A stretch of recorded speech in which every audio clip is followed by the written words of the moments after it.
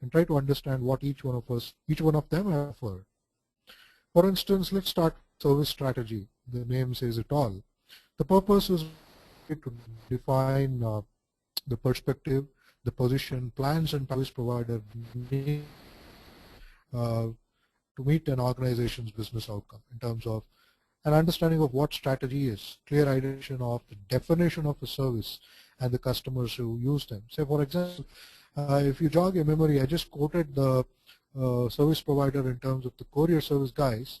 They were not clear in terms of the definition of the service. They have a clear, standard operating procedures, which claims they will not ship liquid-based article. And if they were very clear, why at all did they pick up the parcel? So you need to clearly define what service and the customers who are going to use them. So it's a means to identify an opportunity to provide service. How services will be delivered and funded, to whom they will be delivered and for what purpose is a very strategic thinking here. The organizational capability is required to deliver the strategy, so that's something we all need to think about. The documentation is required, the coordination of how these assets are used to deliver this, and most importantly is optimize our performance. We also need to have the processes that defines the strategy of the organization. Services will achieve the strategy. Where should we put our money? At what levels of demand? So it sounds something like a boardroom kind of a process. Of course it is. It is basically aimed at executives and managers who are responsible for, say, defining the strategy of a service provider. So ITIL service strategy provides guidance on how to view service management, not just as an organization capability, but it needs to be viewed as a strategic asset. That's the key differentiator. What service strategy, the topics of service strategy includes like the development of the master space, the characteristics of the internal and external service provider types, the service assets, the portfolio of services, the implementation strategies and life cycle approaches, the business relationship, the demand and financial management, the organizational development and strategic risks. So these are the areas or topics which the service ponders on. To understand the 4 P's of service strategy, it starts with the perspective. So it starts with, okay, what is the vision and the direction of your organization? The position describes how the service provider intends to compete with the service providers in the market space. The plans describe, for example, how the service provider will transfer from the situation what he is in to a desired situation. So you need to have a plan for it. The patterns, describes like the ongoing repeatable actions that a service provider will have formed to meet the strategic objectives of an organization. So it sets the perspective, it positions the organization comes out with a plan, and they have a set of patterns for it. Now, in terms of identifying customers and their requirements, since we are talking about service strategy, so first and foremost is to define the market and identify who the customers are. Understand the customers. Seldom we don't spend time trying to understand the customer. So service strategy says to understand the customer to whom you're providing a service or offering a service. Quantify the likely outcomes. Classify the services based on your market share, the customer understanding, the outcomes, the quantified outcomes, and try to visualize the service what you're providing. Try also to understand the opportunities. That is, like they try to understand the market space in which you're trying to compete with. Now, having done that, define the services based on your likely outcomes and come up with a service model, the service unit and packages. So that's all about what we say the service strategy. So we can use a Kano model which shows a relationship between fulfillment of customer needs, the level of satisfaction that a customer feels when you offer a service. So back in the restaurant, the way they had arranged the buffet, the tables, the people, the roles, responsibilities were defined. So it means that once a customer is satisfied, the business thrives. So for example, I have back in my mind that having been to this restaurant, the service being so good, people being polite, and somebody following up after a day of your visit to understand how best or better they can provide a service.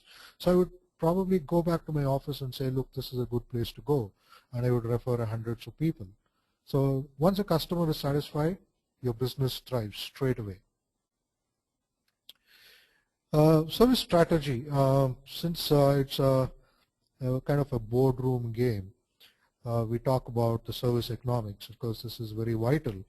The portfolio management, the financial management of IT services, what is the return we get on these investments, and the business impact analysis. So we need to relate to the balance between the cost of providing the service, the value of the outcomes achieved by the services, the returns that the service enable the service provider to achieve. So basically we look at the portfolio of services, the financial management of the services. The key thing is the return on investment and the impact analysis, the business impact analysis. So service strategy basically has to offer 5 processes. That's how title has been established. So it starts with the strategy management for IT services, describes the process for strategy management, shows how it is applied to managing a strategy for IT services. Say, for example, service portfolio management describes a service provider's service in terms of the value what the service provider would offer his customers. Financial management, straight away. Processes responsible for managing an IT service process, like in terms of budgeting, accounting, and changing requirements. Demand management, it basically tries to understand, anticipate, and influence customer demand for service and the provision of capacity where the customer, the organization can raise its level to meet these demands. And important is to maintain the business relationship in terms of the customers and the service providers. So these are the 5 processes ITIL gives in order to establish the service strategy for a service provider. So having said that, every process, every initiative, every strategy has its own set of challenges, so it has its own set of risks, and there will be certain critical success factors. The challenges for service strategy is the complexity of IT organizations, the coordination and controls required, still going and preserving the value, and having an effective measurement system in place. The risks have to be mitigated. The risks are basically in terms of to have a define or establish a service strategy, we need to have accurate information, be it the market space, be it our competitors, be it how much would be our return on investment, the financial management, and the whole sort of it. So the risk is primarily in terms of information not being available for us to develop or establish a service strategy. The risks of taking or failing to take an opportunity is a potential risk. The design risks, the operational risks, and of course the market risks. So service strategy is far dependent on all these all these tangibles, which has got a lot of risk exposure. The way to mitigate these risks is to have a critical success factors. Say we need to have experienced, skilled, and trained staff. We need adequate support from business, mostly in terms of funding.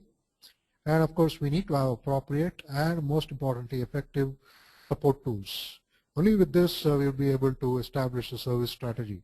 So service strategy is no more in terms of the senior management, or if you look at the board of directors or something like that, they need to be involved with the business mostly in terms of a day-to-day operations. Gone are those days when the top management or the senior management were only interested in the balance sheets. Then they were just looking at the Forbes listing and Fortune 500 magazines and then say, okay, company balance sheet looks good and what do we do next? Gone are those days. Now the top management or senior management needs to be involved on a day-to-day operations, right from the boardroom to the process deliveries to those teams which is customer facing.